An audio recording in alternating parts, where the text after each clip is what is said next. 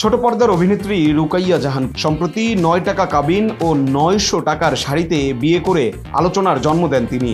এই খবর নিয়ে যখন চমক একের পর এক মিডিয়া কভারেজ নিয়ে যাচ্ছেন, ঠিক সেই সময় সামনে এলো অন্য চাঞ্চল্যকর তথ্য। চমকের স্বামী আজমান নাসিরের আগেও দুটি বিয়ে ছিল, 2 ঘরে রয়েছে কন্যা সন্তান। সে অনুযায়ী চমক তার তৃতীয় স্ত্রী। কিন্তু এ কেমন ভালোবাসা? শেষ পর্যন্ত বিবাহিত পুরুষের তৃতীয় স্ত্রী হলেন চমক। ভালোবাসার দিক দিয়েও কি জিততে পেরেছেন অভিনেত্রী? এমন প্রশ্ন এখন নেটিজনদের মনে। 2008 সালের 10 জুন নাসিরের প্রথম বিয়ে হয়। এর মাসখানেক পর স্টুডেন্ট ভিসায় স্ত্রী সামান্তা ইসলামকে নিয়ে লন্ডনে পড়াশোনা করতে যান তিনি। তবে অর্থের যোগান না থাকায় শেষ পর্যন্ত পড়াশোনার পাঠ না চুকিয়ে দেশে ফিরে আসেন তারা। এরপর 2011 সালে তাদের ঘরে কন্যা সন্তানের জন্ম হয়, কিন্তু দাম্পত্য কলহে 2016 সালের অক্টোবরে তাদের ছাড়াছাড়ি হয়। প্রথম সংসার ভাঙার আগেই নাসিরের জীবনে আসেন এক মডেল। তিনি এখন চলচ্চিত্রে নাম লিখিয়েছেন। সেই মডেল কাম নায়িকা ডেড বডি নামে একটি সিনেমা মুক্তিও পেয়েছে।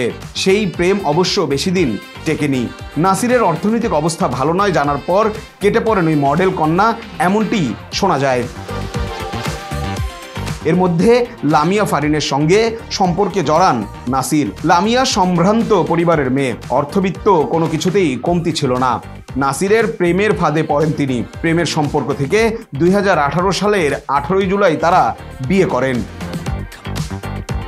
2020 সালের ডিসেম্বরে তাদের কন্যা সন্তানের জন্ম হয় এবং সংসার চলার সময় অভিনেত্রী চমকের পরিচয় হয় নাসিরের সাথে। গড়ে ওঠে সম্পর্ক। স্ত্রী লামিয়া তা জেনে যান। তাদের সংসারে শুরু হয় টানাপোড়েন।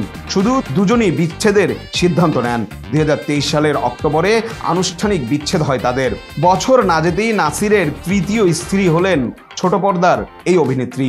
অবশ্য এই বিয়ে মাদ্রাসায় সাদামাটা আয়োজনে মাত্র 9 টাকা দিনমোহরে সারেন চমক। আর এর কারণ হিসেবে চমক পোস্টে জানান, অর্থ কখনোই দাম্পত্য জীবনে ভিত্তি হতে পারে না।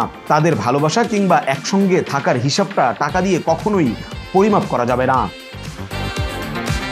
তাছাড়া চমকের জন্ম তারিখ 9 এবং সংখ্যাটি তার জন্য লাকি, যার কারণেই তিনি 9 টাকা দেনমোহর করেছেন।